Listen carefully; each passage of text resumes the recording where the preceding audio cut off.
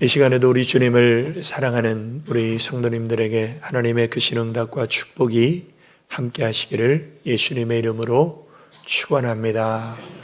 오늘 하나님께서 우리에게 주신 말씀 마태복음 20장 10절에서 14절까지 감사는 영적 경쟁력입니다 라는 말씀의 제목입니다.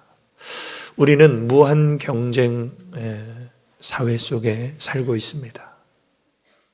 사람이건 기업이든 나라든 경쟁력이 있어야만 살아남을 수 있는 그런 세상에 우리는 살고 있죠. 그래서 경쟁력을 잃어버리면 이 세상에서 도태되고 말아버립니다. 그러면 신앙생활에 있어서 영적 경쟁력은 무엇입니까? 오늘 말씀의 제목처럼 감사라는 것이죠. 왜 감사가 영적 경쟁력입니까? 그것은 예나 지금이나 감사하는 사람은 극소수에 불과하기 때문입니다. 누가복음 17장의 10 문둥병자가 예수님을 만나서 제사장에게로 가는 길에 고침을 받았을 때 예수님께 돌아와서 감사하는 사람은 딱 한 사람이었습니다. 결국 하나님의 은혜를 받고도 감사하지 않는 사람이 90%나 된다는 것이죠. 더 충격적인 사실은 예수님께 돌아와서 감사를 드렸던 사람은 유대인이 아니라 이방인이었습니다. 유대인들은 하나님의 백성이라는 선민 사상을 가지고 자부심을 가졌지만 하나님의 은혜에 감사하지는 못했습니다. 그리고 감사하러 온 이 이방인에게 예수님이 하신 말씀이 무엇입니까? 이 이방인 외에는 하나님께 영광을 돌리러 돌아온 자가 없느냐? 감사는 하나님께 영광을 돌리는 하나의 예배가 되죠. 또한 그에게 이르시되 일어나 가라. 내 믿음이 너를 구원하였느니라. 감사는 믿음의 또 다른 척도가 됩니다. 그래서 내 감사의 수준이 내 믿음의 수준이라는 것이죠. 그래서 감사는 영적 경쟁력이 되는 것입니다. 감사는 아무나 하는 것이 아닙니다. 조건이 좋다고 감사하는 것이 아닙니다. 우리가 어떤 사람을 볼 때 저 사람은 자식도 잘 됐고 집안도 부유하고 건강하고 감사할 것 투성인데 감사 안 하는 사람이 있어요. 반면에 어떤 사람은 인간적으로 볼 때는 감사할 게 별로 없을 것 같은데 늘 감사하며 살아요. 그래서 조건이 좋고 환경이 좋다고 감사하는 것이 아니다라는 것이죠. 또한 하나님 앞에 경쟁력은 세상의 스펙이 아니라는 것입니다. 무슨 박사학위나 돈이나 신분이 높다고 그 사람이 하나님 앞에 경쟁력이 있는 것이 아니라 하나님 앞에 경쟁력은 감사에 있다라는 것이죠. 그래서 오늘 이 본문 말씀을 통해서 영적 경쟁력인 감사하는 삶은 과연 어떤 삶인가? 첫 번째로 영적 경쟁력인 감사는 선하시고 의로우신 하나님에 대한 감격입니다. 우리는 성경을 통해서 하나님의 여러 가지 속성을 발견하게 됩니다. 그 중에 가장 대표적인 하나님의 속성이 무엇이냐면 하나님은 선하시다는 거예요. 근데 그 선하신 하나님이 이 세상을 볼 때 선한 사람이 한 사람도 없어요. 하나님은 의로우시다는 겁니다. 그런데 그 하나님의 의의 기준을 가지고 이 세상을 볼 때 의로운 사람이 한 사람도 없는 것입니다. 그래서 우리가 시편을 보면 하나님을 찬양하는 내용들이 참 많이 나오는데 시편 106편 1절에 보면 할렐루야 여호와께 감사하라 그는 선하시며 그 인자하심이 영원하미로다. 하나님은 선하시고 인자하신데 그게 영원하시기 때문에 하나님을 찬양하고 하나님께 감사하는 삶을 살아야 된다라는 것이죠. 또 시편 119편 137절에 보면 여호와여 주는 의로우시고 주의 판단은 정직하시니이다. 하나님은 의로우시고 정직하신 선하시고 인자하신 그 하나님은 영원히 변함이 없으시다. 그래서 그 선하시고 의로우신 하나님을 향해서 감격하고 감사하는 삶을 사는 것이 영적 경쟁력입니다. 우리는 오늘 본문의 포도원 품꾼의 비유를 통해서 우리 마음에 새겨야 될 것이 있습니다. 그것은 무엇이냐면 하나님의 기준입니다. 우리의 기준과 하나님의 기준이 다르다는 거예요. 신앙생활이 무엇입니까? 나의 기준을 내려놓고 하나님의 기준을 따라가는 것입니다. 정말 하나님이 기뻐하시는 신앙생활은 내가 옳다고 생각하는 것을 내려놓고 하나님이 옳다고 말씀하시는 것을 순종하는 것입니다. 오늘 본문을 보면 포도원 주인이신 하나님은 일꾼들을 어떻게 나누고 있습니까? 두 부류로 나누고 있는데 먼저 온 사람들과 나중 온 사람들로 나누고 있습니다. 그런데 먼저 온 사람들 중에는 새벽 6시에 와서 일한 사람이 있어요. 9시에 와서 일한 사람이 있어요. 12시에 와서 일한 사람이 있어요. 3시에 와서 일한 사람이 있습니다. 사실 3시에 와서 일한 사람은 먼저 온 사람이 아니라 늦게 온 사람이죠. 그런데 오후 5시에 와서 일한 사람이 있어요. 그 오후 5시에 일한 사람과 비교하면 오후 3시까지 와서 일한 사람들은 먼저 온 사람들에 속합니다. 하나님께서는 먼저 온 사람들과 나중 온 사람들을 나누는 기준이 어디에 있었습니까? 그들이 일한 시간과 일한 수고의 양에 있었던 것이 아니라 그들의 마음의 상태를 통해서 하나님은 나누십니다. 그것이 무엇입니까? 원망과 감사예요. 하나님은 원망하는 사람과 감사하는 사람을 두 종류로 나누셨다는 겁니다. 먼저 온 사람들은 원망하는 사람들이었어요. 이 사람들이 왜 원망했습니까? 오늘 보면 11절에 보면 집주인을 원망하여 가로되 나중 온 이 사람들은 1시간만 일하였거늘 저희를 종일 수고와 더위를 견딘 우리와 같게 하였나이다. 인간적으로 생각할 때는 이것은 뭔가 불공평해 보이고 비합리적인 것으로 보입니다. 그래서 먼저 온 사람들은 하나님을 향해서 원망하고 불평했습니다. 반면에 1시간만 일한 사람들의 마음에는 감격과 감사로 가득했어요. 하나님은 이 마음의 상태를 놓고 두 부류로 나눴던 것입니다. 그리고 여기서 우리는 하나님의 기준을 발견하게 됩니다. 하나님은 일하는 사람의 시간이나 수고와 일의 분량으로 품꾼을 나누신 것이 아니라 일하는 자의 마음의 상태로 일꾼들을 나누셨죠. 그래서 하나님은 사람의 외모를 보시는 분이 아니라 사람의 중심을 보시는 하나님이십니다. 그렇게 기도를 많이 했던 사무엘도 이새의 아들에게 기름을 부으러 갔을 때 첫째 아들 엘리압이 나오는 순간 그 용모와 신장을 볼 때 정말 하나님이 기름 부으시라고 하실 만한 멋진 사나이구나. 그런 마음을 가지고 그 사람을 기름 부으려고 할 때 하나님의 음성이 들려옵니다. 여호와께서 사무엘에게 이르시되 용모와 신장을 보지 말라. 내가 이미 그를 버렸노라. 나의 보는 것은 사람과 같지 아니하니 사람은 외모를 보거니와 나 여호와는 중심을 보느니라. 사람은 외모밖에 볼 수 없어요. 그래서 사람의 판단은 부정확합니다. 그런데 하나님은 중심을 보세요. 마음속을 보세요. 그래서 하나님의 판단은 정확한 것입니다. 새벽부터 와서 12시간 하루 종일 일한 품꾼은 온종일 일해놓고도 주인에게 책망을 받았습니다. 왜냐하면 그들의 마음 상태는 감사는 없고 원망만 있었기 때문입니다. 왜 원망하는 사람이 책망을 받습니까? 원망은 하나님 앞에 죄가 되기 때문입니다. 원망은 하나님의 주권에 대한 불평이기 때문입니다.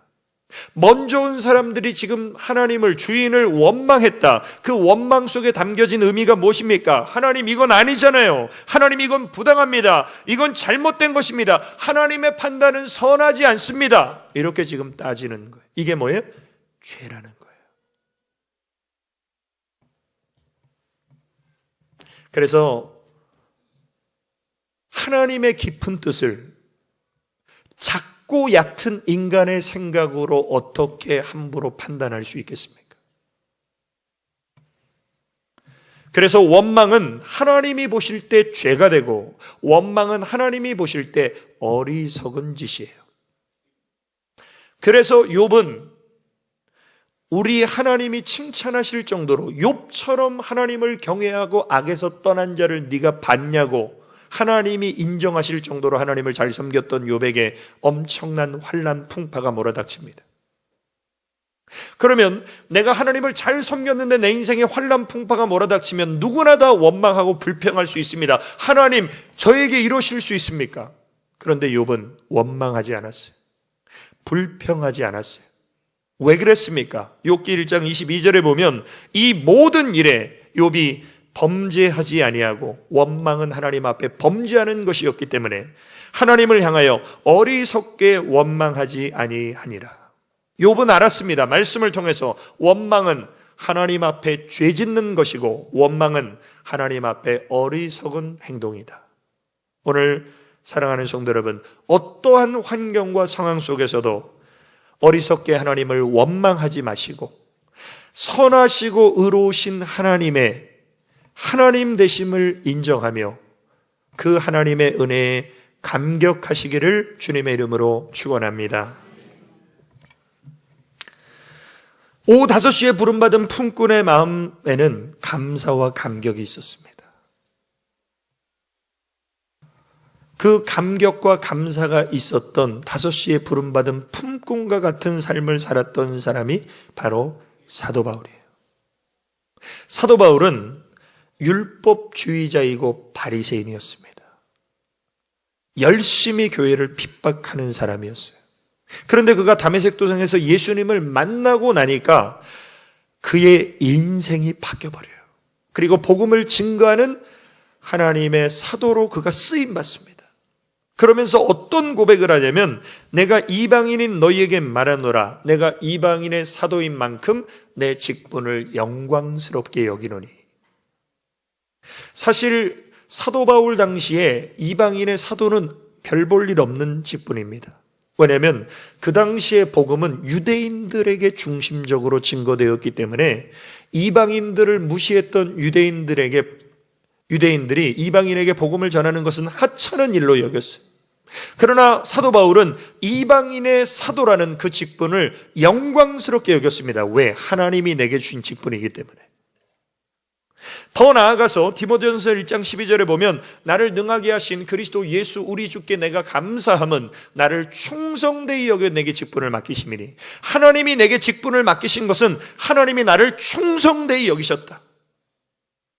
나를 충성되이 여기시고 직분을 맡기신 하나님께 나는 감사한다. 이게 뭡니까? 직분을 받은 자의 자세예요. 우리가 하나님 몸된 교회에서 직분을 받고 사명을 감당할 때 우리의 자세는 어떠해야 됩니까? 직분을 나에게 허락하신 하나님께 감사하고, 하나님이 내게 주신 직분을 영광스럽게 여기는 사람은 하나님 앞에 변하지 않는 헌신의 삶을 살 수 있습니다. 그래서 사도 바울은 복음을 전하면서 얼마나 많은 핍박과 환난과 고난을 겪었습니까? 그럼에도 불구하고 사도 바울은 한 번도 불평하거나 원망하지 않고 오히려 이렇게 고백합니다. 그러나 나의 나 된 것은 하나님의 은혜로 된 것이니 내게 주신 그의 은혜가 헛되지 아니하여 내가 모든 사도보다 더 많이 수고하였으나 내가 아니요 오직 나와 함께 하신 하나님의 은혜로라. 오늘 사랑하는 성도 여러분, 우리가 꼭 마음에 새겨야 될 것은 우리가 구원받고 직분받고 사명 감당하는 이 모든 것이 당연한 것이 아니라 하나님의 크신 은혜와 사랑임을 꼭 기억하시길 주의 이름으로 축원합니다. 그래서 감사가 영적 경쟁력이 되는 이유는, 감사하는 사람은 하나님의 부르심에 대한 감격이 있어요. 오늘 우리 찬양대 찬양의 가사 속에 그런 가사가 있지 않습니까? 영원히 잊지 못하리 주의 놀라운 사랑.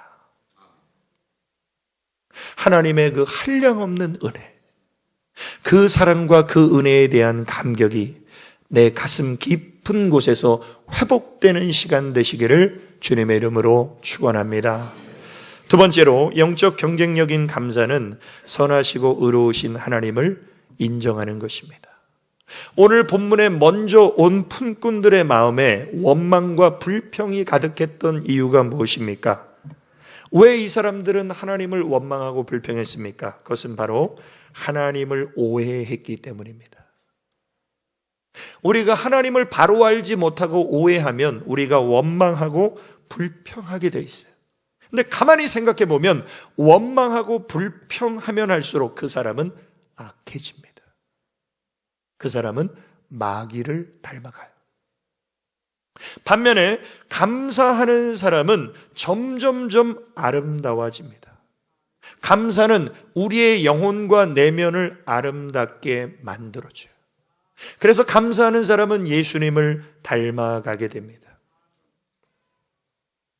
그러나 원망과 불평이 커질수록 그 사람은 하나님 보시기에 악한 사람이 됩니다. 성경에서 가장 원망과 불평을 많이 했던 사람은 광야 위의 이스라엘 백성들이에요.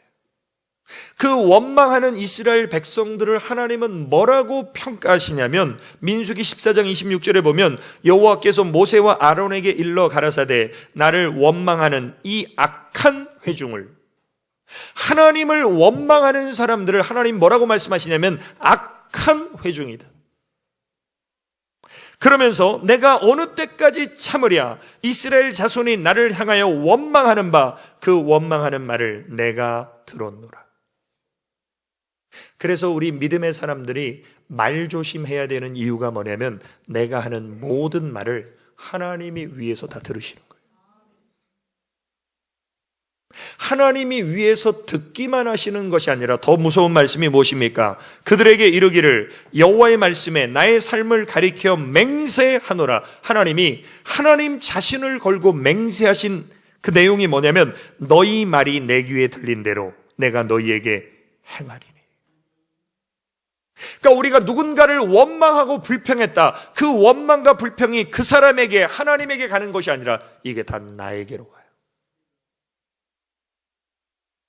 그래서 하나님은 우리에게 악한 원망의 말을 하지 말라는 거예요. 그럼 이스라엘 백성들이 했던 원망의 내용이 무엇입니까? 야, 죽었으면 좋겠어. 정말 죽고 싶었나요? 살고 싶었죠. 근데 입술로는 죽었으면 좋겠다. 칼에 망할 것이다. 애굽으로 돌아가는 것이 낫지 않냐. 포로 종살이하는 그 삶이 더 낫지 않냐. 이렇게 말하다가 정말 광야에서 다 말한 대로 죽었습니다. 말이 씨가 되는 것이에요. 원망은 하나님의 선하심과 의로우심을 인정하지 않는 죄가 됩니다. 반면에 하나님의 마음에 합한 사람인 다윗은 하나님 앞에 범죄했습니다. 근데 선지자가 와서 그 죄를 책망해요. 그때 다윗은 자기의 죄를 숨기거나 변명하지 않고 하나님 앞에 회개하면서 다윗이 했던 고백이 무엇입니까? 내가 주께만 범죄하여 주의 목전에 악을 행하였사오니 주께서 말씀하실 때 의로우시다 하고, 하나님의 책망을 받을 때 내가 하나님 앞에 악을 행했습니다. 하나님은 의로우십니다. 이런 고백을 다윗이 하면서 회개할 때 하나님은 다윗의 죄를 용서해 주시죠. 역대하 12장에도 보면 솔로몬의 아들 르호보암이 하나님이 나라를 강하게 하시니까 이 르호보암이 교만해져 버립니다.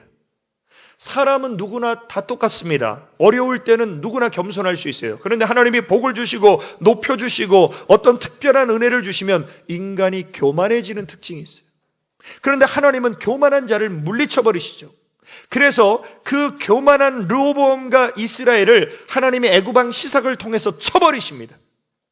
그리고 선지자를 통해서 이렇게 경고하십니다. 때에 유다 방백들이 애굽왕 시삭을 인하여 예루살렘에 모였는지라 선지자 스마야가 르호보암과 방백들에게 나아가 가로되 여호와의 말씀이 너희가 나를 버렸으므로 나도 너희를 버려 시삭의 손에 붙였노라 하셨다 한지라. 그때 만약 르호보암이 교만했으면 이게 어디서 함부로 입을 놀리냐. 그리고 사울왕 같으면 선지자를 죽였겠죠. 그러나 르호보암과 방백들은 뭐라고 합니까? 이에 이스라엘 방백들과 왕이 스스로 겸비하여 가로되 여호와는 의로우시다.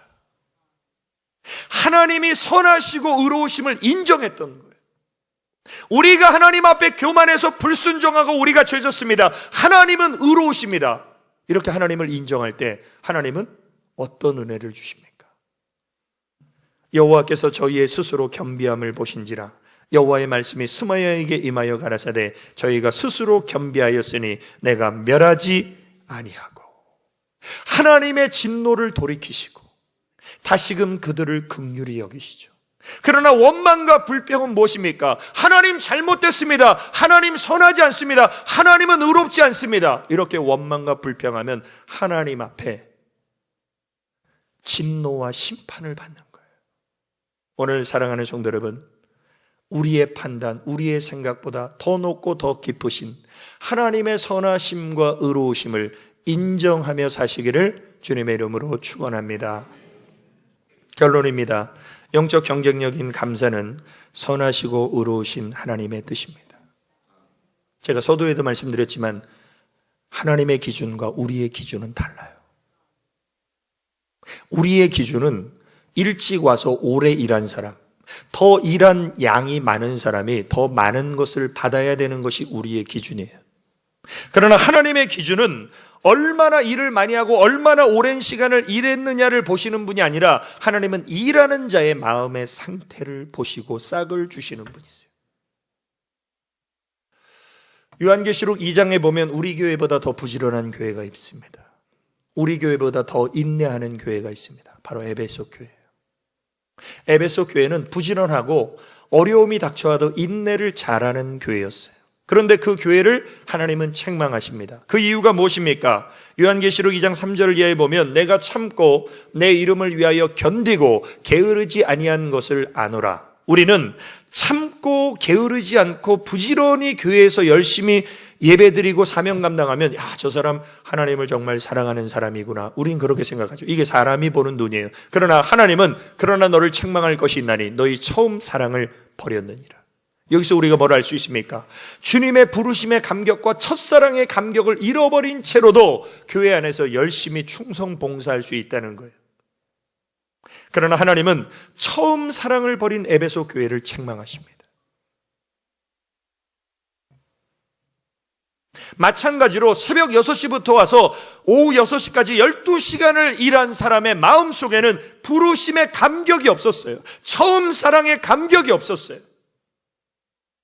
그러나 오후 5시에 부름받은 품꾼은 나 같은 것을 불러서 일을 맡겨준 그 주인의 은혜에 대한 감격과 감사가 있었어요. 하나님이 보시는 건 바로 그겁니다. 하나님의 부르심의 은혜에 감격 없이 12시간 일한 사람보다 그 감격을 가지고 1시간 일한 사람이 먼저 싹을 받고 똑같은 싹을 받는 것이 하나님의 뜻이었어요. 그러나 인간의 기준으로 볼 때는 그것은 아닌 것이죠. 그래서 원망하고 불평했던 것입니다. 먼저 온 사람들은. 그 사람들을 향해서 하나님 뭐라고 말씀하시냐면 주인이 그 중에 한 사람에게 대답하여 가로되 친구여 내가 내게 잘못한 것이 없노라. 왜 내가 너와 한 데나리온의 약속을 하지 아니하였느냐. 무슨 말입니까? 이스라엘 그 당시에 장정 한 사람이 새벽 6시부터 오후 6시까지 12시간을 일할 때 한 데나리온을 품삯으로 주게 돼 있어요. 그게 그 당시에 그 고용의 원칙이었어요. 다시 말하면 주인이 새벽 6시에 불러왔을 때 너 오늘 6시까지 하루 종일 일하면 내가 한 데나리온을 줄게. 주인이 약속한 걸 준 거예요. 그런데 이 사람들이 왜 불만입니까? 1시간 일한 사람이 한 데나리온 받으면 12시간 일한 사람은 12데나리온 받아야 하는 이 욕심을 가지고 주인을 지금 불평하는 거예요. 엄연히 노동계약법은 한 데나리온 주기로 지금 약속하고 일을 시킨 거예요. 그러면서 하나님 뭐라고 말씀하십니까? 내 것이나 가지고 가라. 나중 온 이 사람에게 너와 같이 주는 것이 내 뜻이니라. 이게 하나님의 뜻이라는 거예요. 하나님이 하나님의 뜻을 말씀하셨을 때 감히 그것이 부당하다고 토를 달 수 있는 인간이 어디 있어요?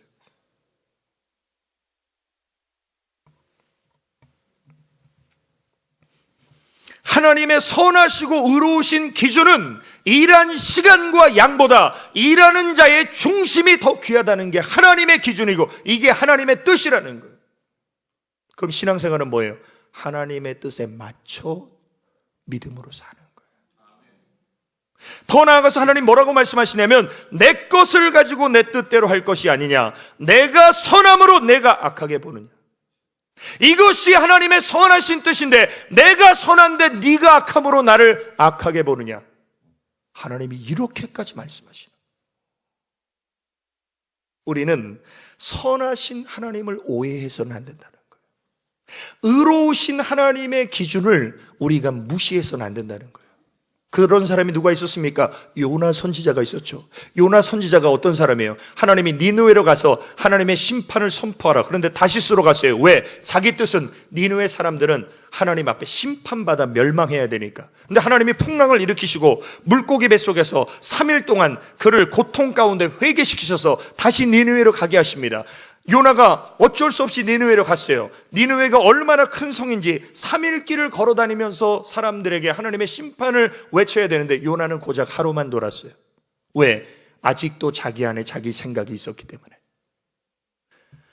그리고 니느웨가 어떻게 멸망하는가 보자 하나님이 예비하신 박농쿨에 탁 앉아가지고 기분 좋게 이제 빨리 니느웨 사람들이 다 멸망해야지 이렇게 보고 있는데 하나님이 다음날 벌레를 통해서 박농쿨을 벌레가 먹어 죽게 하십니다.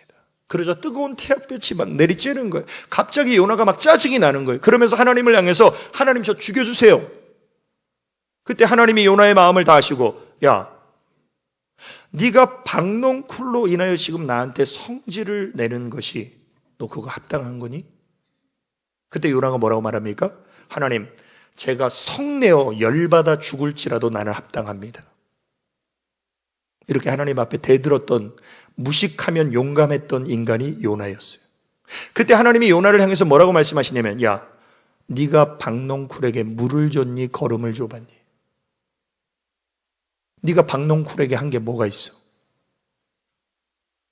네가 박농쿨에게 아무것도 한 것이 없는데 그늘을 제공한다고 네가 이 박농쿨을 아끼는데 이 니느웨 성에는 좌우를 분별하지 못하는 어린아이만 12만 명이다. 내가 이 니느웨 성을 아끼는 것이 합당하지 아니하냐. 그때서야 요나가 어떻습니까? 꼬리를 내리죠. 다시 말하면 하나님의 선하시고 의로운 기준을 모른 채 내 기준과 내 생각을 가지고 내 뜻대로 신앙생활하는 사람은 절대로 하나님이 기억하지 않으십니다. 그러면서 하나님의 결론이 무엇입니까? 이와 같이 나중된 자로서 먼저 되고 먼저 된 자로서 나중되리라. 오늘 모태신앙이신 분들, 신앙생활을 오래 하신 분들의 마음속에 뭐가 없냐면 부르심의 감격, 처음 사랑의 감격이 없어요. 그 감격이 없으면 먼저 됐을지라도 나중된다는 거예요. 그러나 내가 세상에서 하나님 모르고 살다가 인생의 어느 경점에 하나님을 만나고 그 구속의 십자가의 그 은혜와 사랑에 감격해서 내가 조금만 빨리 예수 믿었으면 정말 하나님의 일 정말 많이 했을 텐데, 이런 분들은 나중된 자로서 먼저 될 수 있다는 거예요. 우리는 하나님의 뜻을 반드시 알아야 돼요. 하나님의 뜻을 모르거나 오해하면 한 달란트를 땅에 묻어둔 사람같이 악하고 게으른 종이 될 수 있어요. 그럼 우리를 향하신 하나님의 뜻이 무엇입니까? 데살로니가전서 5장 18절에 범사에 감사하라. 이는 그리스도 예수 안에서 너희를 향하신 하나님의 뜻이니라. 하나님이 우리에게 원하시는 것은 모든 상황 속에서 내 삶을 주관하시는 하나님을 인정하고 그 하나님 안에서 감사하며 사는 것이 하나님의 뜻이에요. 우리는 절대로 하나님을 오해하지 말아야 되고 절대로 내 입 밖으로 원망과 불평이 나오지 말아야 되고 우리는 선하시고 의로우신 하나님을 인정하며 그 하나님의 뜻에 순종함으로 감사를 통해서 영적 경쟁력을 회복하고 하나님의 뜻을 이루는 삶을 사시기를 예수님의 이름으로 축원합니다. 우리 기도 드리시겠습니다. 아버지 하나님, 크신 은혜와 사랑을 감사를 드립니다. 오늘 하나님 말씀을 통해서 하나님의 기준이 우리와 다름을 알았습니다.